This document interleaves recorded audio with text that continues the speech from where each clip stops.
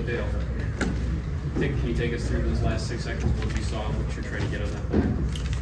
I was just trying to get the shot up, honestly. We practice these type of situations, and I just happened to be in that situation, and I was open, and I just shot it within. How many times have you practiced that specific play or that specific look? That specific play, it just depends. We try to do at least. He do this in practice. He had game winners in practice all the time. Every trip. Did you know it was good when you let go? Yeah, I knew it was good. What did that feel like? Felt good. We won. Devin over here, I know Michigan State recruited you a lot. Did it mean any more to you playing in this building today? Just playing for my brothers, man. All the stuff we've been through this year, man. Just playing for my brothers and being there for my brothers was the most thing that motivated me to. For both of you guys, what does it feel like to finally get this win on the road and just stop hearing about all the, the narrative? Oh man, it feels good. We put in a lot of work, a lot of unseen hours, and we finally got a road win, so it just feels good. Yeah, it feels great. Same thing, man. We just put a lot of work in. We always want to get a dub on the road, so it just feels great to us. Can you both talk about what it's been like with the change in leadership here at the program and then having those big wins, one in Purdue and here tonight? I don't really think it's a change because Coach D, he's been around, and it's been a game where he had to be the head coach one time. So I wouldn't say it was a big difference. It's just a little coaching change. That's it. Same thing. Yeah, I don't feel like it's like a big difference for everything changed. I just feel like D has stepped up and just doing what we can do. Thank you. Guys, it was 50-38 with about 10 minutes to go, and things were kind of clicking for them a little bit. Offense wasn't rolling for you guys. What were you saying in the huddle? What enabled you guys to flip the game at that point and start chipping away? We just kept a fight mentality. Like you said, I think you said it was 10 minutes on the game, in the game. So we just stuck together, and it worked out. What can you guys say about the defense down the stretch? It feels like you guys were super active on that.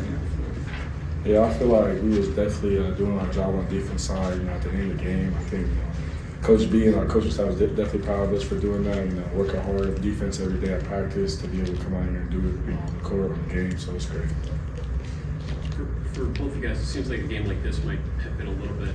Been waiting for a night like this. Having you had a career story night. Dale hitting a game-winning 3. I know the season hasn't quite gone the way that you've wanted it to this point. But what does it mean for both of you to have games like this on a stage like this and lead your team to a win the way you did?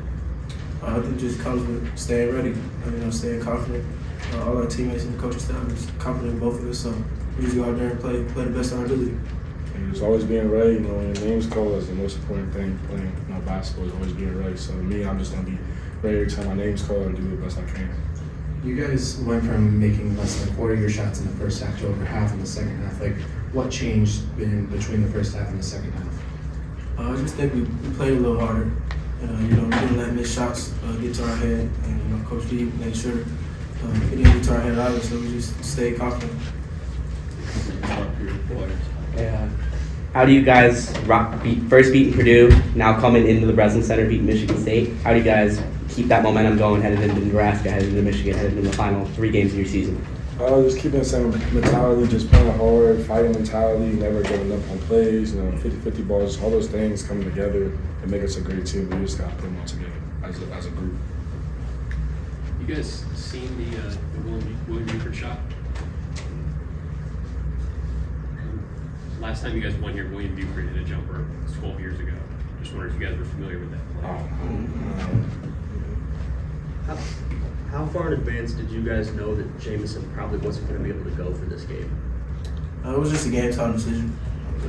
And so, without him kind of like that perimeter threat hanging out there, how did you guys collectively talk about maybe making up for some of the production? How are you going to be able to collectively replace that like you did today? I felt J-Mo was still out there, really. He was on the bench talking to everybody.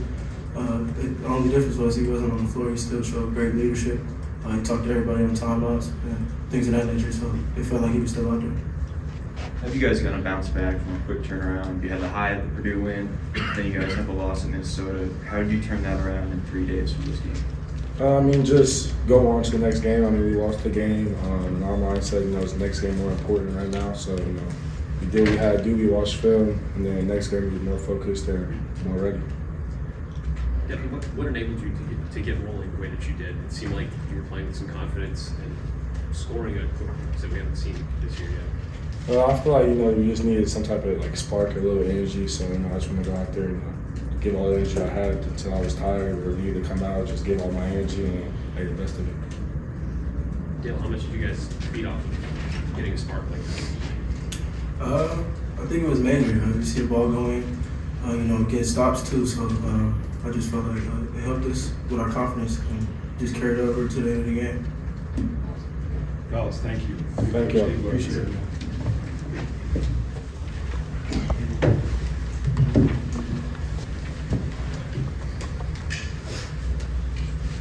Just go when you're ready. Any questions? Just go ahead and go ahead. Jake, you come into here, you passed in 1 year in 12 years, and you're without your leading three-point shooter. What gave you the ability to battle back from 12 down with 10 minutes to go and find a way to win today? Yeah, I think first and foremost, we got to give glory to God and just, said, Lord, make it happen in a way that it's only because of you. But listen, we earned the right to play well because of how we finished last game. I believe that our guys finished the Minnesota game in a manner that gave us a chance to transition to this building against obviously like Hall of Fame, all-time coach, a veteran team who is like certainly capable of doing special things this postseason. Our guys stayed together. I think that's the biggest thing, and they kept fighting, and we did that throughout the course of this game. The three from Dale, how much did you try to script a play like that? How much of that was guys just making a play? What went into the last 6 seconds there? Yeah, that was me drawing up a play, Coach Izzo taking that play away, and players making plays. Dale's shot obviously was incredible, but when you think of the poise Devin Royal showed, taking the ball out of bounds with no timeouts when our first option was taken away, Bruce double cutting, finding a way to get open, having the awareness, to get the ball down the floor, and then Dale having the awareness to get a shot up. I mean, listen, that was players making plays, and it started honestly with Devin Royal and his poise, taking that out of bounds, and obviously Roddy Gale's free throws were so huge. It was special. Come on, Connor, let's get these guys on the mic with you, Jackson. Coach, I can only imagine the last couple of weeks have been a whirlwind for you with all the changes. How have you managed to manage the distractions, even with the success you guys are having in this short window? I think the special thing that, I'm really proud of the way our guys have stayed together, and this has been a really, really hard now, I guess, week and a half because of how much I care about Coach Holtman and how big of an influence he's been and a mentor he's been to me personally. So that's hard, but Gene Smith told me it is about our players, and our staff has embraced that at such a high level that our job is to serve them well. And the thing I'm most happy about is the character of our guys and the character of this team has been revealed in these last 3 games, and I'll include the Minnesota game in that because of how we finished. So our guys deserve the credit. They've taken kind of little tweaks and things that we've been able to do and they've embraced it at a high level, and they've stayed together at a high level, and they deserve all the credit. Thank you. You guys haven't won a road game in over 17 games in about 13 and a half months. And then you come into this building and beat this team in the way you did. What does this win mean specifically to you, given the whirlwind of everything that's happened over the last couple of weeks, at least for you and this program? I think it's great for our program because it's not to run from the numbers you shared, and we certainly knew what those were, but our players, they had good moments on the road. And I think, listen, sometimes it doesn't always go your way and things happen, but for them to push through like they did today, again, says a lot about them. For me personally, I think, long after this season, hopefully I get a time to kind of step back and just process how this is. But I've asked our guys from the first time we met to focus on what we have at hand right now. And that is really, really hard to do considering everything else that's happened and everything else that could be going on. So I got to stay true to that, and our staff is committed to doing that. I don't want them to. They deserve a ton of credit too.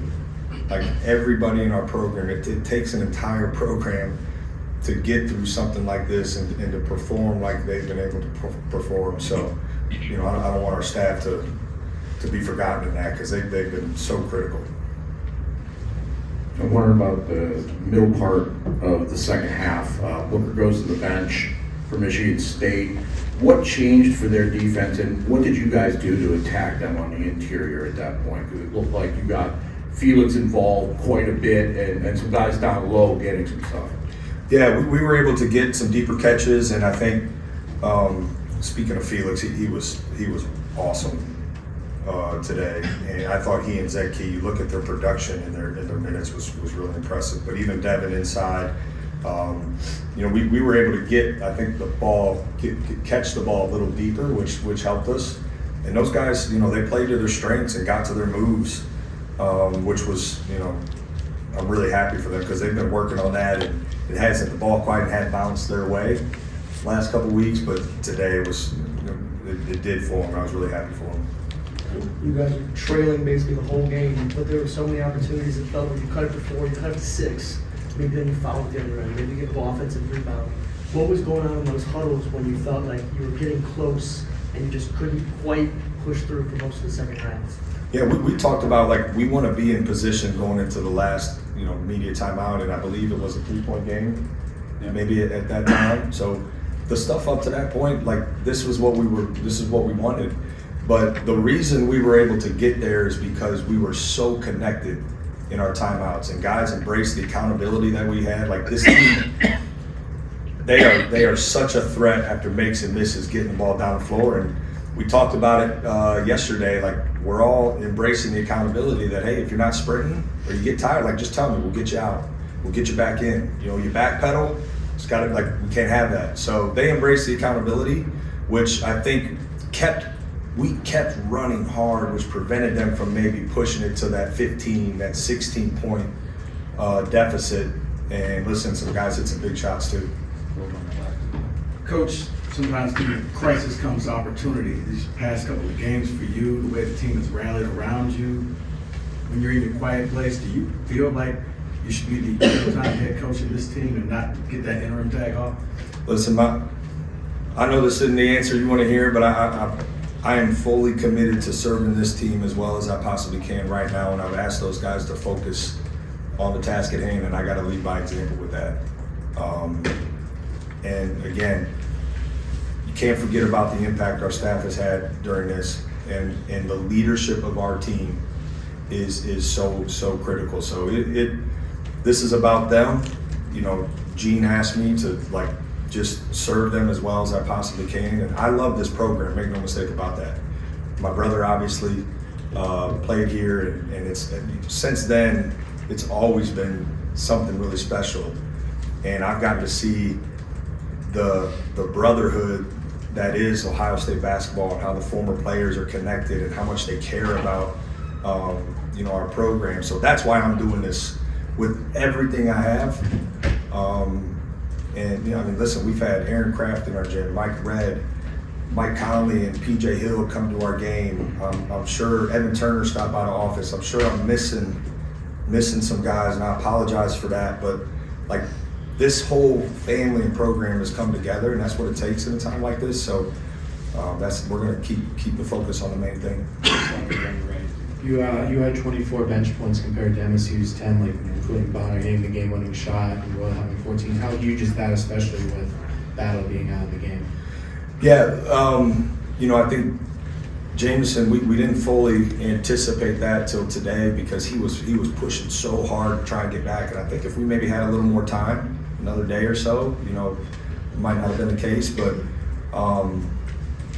going into this, certainly our start offensively in the first half wasn't great, but I thought guys played to their strengths at a high level, and we played together offensively. And our motto this last week and a half has been, like, stay aggressive, keep swinging, like, you're open, shoot it.